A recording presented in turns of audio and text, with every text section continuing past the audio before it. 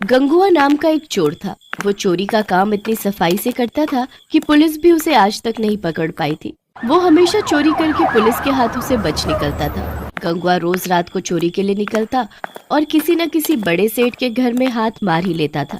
गंगुआ की पत्नी ममता उसे कई बार चोरी के लिए मना करती, पर वो अपनी पत्नी की बात नहीं मानता था। तुम्हें कितनी बार कहा है ये चोरी का काम छोड़ दो। अब तो आसपास के मोहल्ले वाली औरतें भी मुझ पर शक करने लगी हैं। वो यही कहती हैं कि तुम्हारा पति तो कोई काम ही नहीं करता, दिन भर सोया रहता है, फिर हमारे घर का गुजारा कैसे चल रहा है। अब मैं उन औरतों को क्या बोलूं कि रात भर तुम चोरी करते हो और दिन में घोड़ी बेचकर सोते हो। कुछ तो शर्म करो। अरे क्यों सुबह सुबह मेरी नींद खराब कर रही है? सोने दे। वैसे भी कल रात चोरी करके कुछ भी हाथ नहीं लगा। मुझे तो लगता है तेरी ही नजर लग गई है। जब देखो मुझे काम के लिए टोकती रहती है।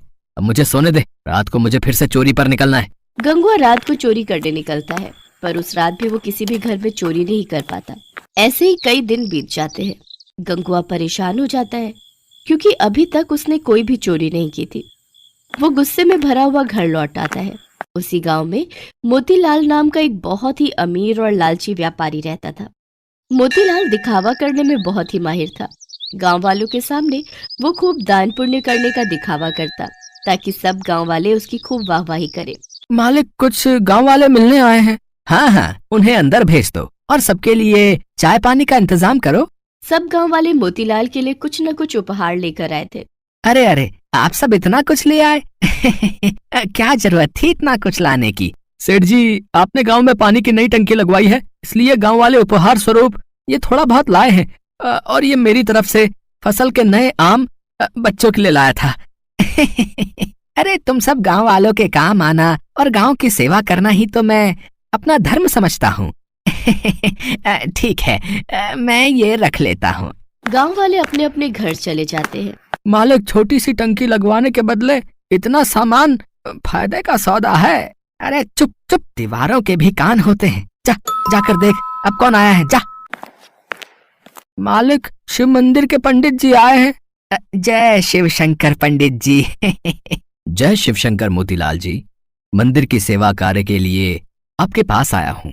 शिव मंदिर में इस सावन में नया त्रिशूल लगाने का विचार बन रहा है। सोचा आप तो इतना दान पुण्य करते हैं, तो मंदिर में त्रिशूल लगाने का ये शुभ अवसर आपको ही मिलना चाहिए। ये तो बहुत अच्छा किया पंडित जी, जो आपने मुझे ये बात कह दी। मैं तो बहुत समय से ऐसा कोई शुभ कार्य करने का विचार कर ही रहा था। ठीक है, त्रिशूल के लिए जितने भी पैसे लगे आप मुझे बता देना, और त्रिशूल खाली सोने का बना होना चाहिए। मोतीलाल ने पंडित जी को सोने के त्रिशूल के लिए हाँ तो कर दी, पर पंडित जी के जाने के बाद वो सोच विचार में पड़ गए। सोने का त्रिशूल बहुत महंगा आएगा। दिखावा करने के चक्कर में तो मैं लुट ही गया। मोतीलाल ने शिव मंदिर में त्रिशूल लगवा ही दिया। सारे गांव वाले मोतीलाल की वाहवाही करने लगे। मोतीलाल घर लौट आया। उसी रात गंगुआ मोतीलाल के घर चोरी करने घुस गया, पर वो नहीं जानता था कि मोतीलाल जगा हुआ है। मोतीलाल ने गंगुआ को चोरी करते हुए पकड़ लिया। अच्छा, तो तू मेरे घर में चोरी करने आया था? तू नहीं जानता, मेरा नाम मोतीलाल है। मोतीलाल, मेरे घर में चोरी करना असंभव है। मैं दिन के साथ साथ रात में भी जागता हूँ, समझा? लगता है मेरी किस्मत ही खराब है।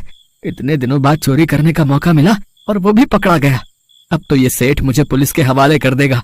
आज तक मैं पुलिस के हाथों पकड़ा नहीं गया, आज पहली बार मैं पुलिस के हाथों पकड़ा जाऊंगा। अरे अरे, घबरा क्यों रहा है? घबरा मत, मैं तुझे पुलिस के हवाले नहीं करूंगा, है? पर बदले में तुझे मेरा एक काम करना होगा। हाँ हाँ, आप जो भी कहोगे मैं करूंगा, पर मुझे पुलिस के हवाले मत करो।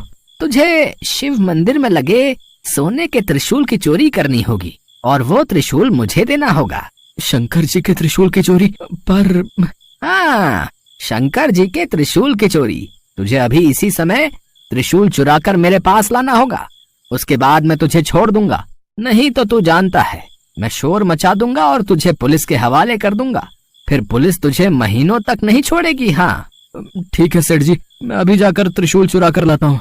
गंगुआ उसी रात शंकर जी के मंदिर जाता है और त्रिशूल को चुराकर सेठ मोतीलाल को दे देता है, पर गंगुआ को उस रात नींद नहीं आती। अगले दिन सुबह पूरे गांव में शोर मच जाता है कि शंकर जी के त्रिशूल की चोरी हो गई है। सुनो जी, तुम्हें पता है शंकर जी के मंदिर से सोने के त्रिशूल की चोरी हो गई है। कहीं ऐसा तो नहीं कि त्रिशूल तुमने चुराया हो? मुझे सच सच बता दो। अगर तुमने ऐसा अनर्थ किया है तो भगवान से क्षमा मांगकर त्रिशूल वापस मंदिर में लगा दो। तुम्हें पता है, कभी कभी तो मुझे ऐसा लगता है तुम्हारे पापों के कारण ही आज तक मैं मां नहीं बन सकी। शायद तुम्हारे पापों की सजा हमें संतान का सुख ना मिलकर मिल रही है। ममता रोने लगती है। गंगवा जब ममता को रोते हुए देखता है तो उसे अपने ऊपर बहुत पश्चाताप होता है और वो ममता को सच सच बता देता है। मुझे माफ कर दो। मैं चोरी करने में इतना अंधा हो गया था कि मैंने भगवान को भी नहीं छोड़ा। मैंने अपने आप को बचाने के लिए शंकर जी के त्रिशूल को चुरा लिया और उस लालची सेठ मोतीलाल को दे दिया। अब मैं क्या करूं ममता? तुम पंडित जी को और गांव वालों को सब सच बता दो। डरो नहीं, सेठ मोतीलाल तुम्हारा कुछ नहीं बिगाड़ पाएगा। मैं तुम्हारे साथ चलती हूँ। गंगवा मंदिर पहुँचता है। वहाँ पर गांव वालों की भीड़ लगी थी। सेठ मोतीलाल भी मंदिर में ही खड़ा था। सेठ जी, आपने इतने मन से भगवान शंकर के मंदिर में त्रिशूल लगवाया और देखिए कल रात को चोरी हो गया। सचमुच मैं इन सब बातों के लिए बहुत शर्मिंदा हूँ। पता नहीं चोर मंदिर के भीतर कैसे घुस गया। कोई बात नहीं पंडित जी, भगवान की जैसी मर्जी। अच्छा मैं चलता हूँ, कोई और सेवा हो तो बता देना। कहाँ चल दिए पंडित जी? कहीं त्रिशूल लेने तो घर नहीं जा रहे? क्या मतलब है तुम्हारा? क्या तुम जानते नहीं हो कि त्रिशूल की चोरी हो चुकी है? पंडित जी, चोरी का त्रिशूल सेठ मोतीलाल के घर पर ही है। अगर आप सबको यकीन ना हो तो आप इनके घर की तलाशी ले सकते हैं। ये तुम क्या कह रहे हो? सेठ मोतीलाल बहुत ही धार्मिक प्रवृत्ति के व्यक्ति हैं और त्रिशूल तो उन्होंने स्वयं ही मंदिर में लगवाया है। तो फिर त्रिशूल इनके पास कैसे हो सकता है? पंडित जी, ये सेठ मोतीलाल देखने में ही धार्मिक है पर मन से बहुत ही बुरी प्रवृत्ति के हैं। गंगवा पंडित जी और गांव वालों को बीती रात की सारी सच्चाई बताता है, जिसे सुनकर सब लोग हैरान रह जाते हैं। सेठ मोतीलाल के घर की तलाशी लेने पर शंकर जी का त्रिशूल मिल जाता है। सेठ जी, ये त्रिशूल अब आप ही रखो। आप अब इस त्रिशूल को मंदिर में लगाने के अधिकारी नहीं हैं। भगवान तो श्रद्धा के भूखे होते हैं। यदि आपका मन नहीं था दान पुण्य करने का तो आप हम सभी को साफ साफ कह देते। ये दिखावा करने की कोई आवश्यकता नहीं थी। आज के बाद इस शिव मंदिर में आपके दिए पैसों का चढ़ावा नहीं चढ़ेगा। और पंडित जी, हम गांव वाले भी सेठ मोतीलाल के हाथों से कोई धर्म कर्म के कार्य में मदद नहीं लेंगे। हाँ, हर कोई सेठ मोतीलाल के खिलाफ हो जाता है। सेठ मोतीलाल अपना समूह लेकर घर चला जाता है। हे भोले शंकर, आज मैं आपके सामने ये प्रण करता हूँ कि मैं आज के बाद कभी भी चोरी नहीं करूंगा। हमेशा मेहनत की रोटी कमाऊंगा। गंगवा, तुमने बहुत ही ईमानदारी का काम किया है। देखना, भगवान भोलेनाथ तुम्हें इसका फल अवश्य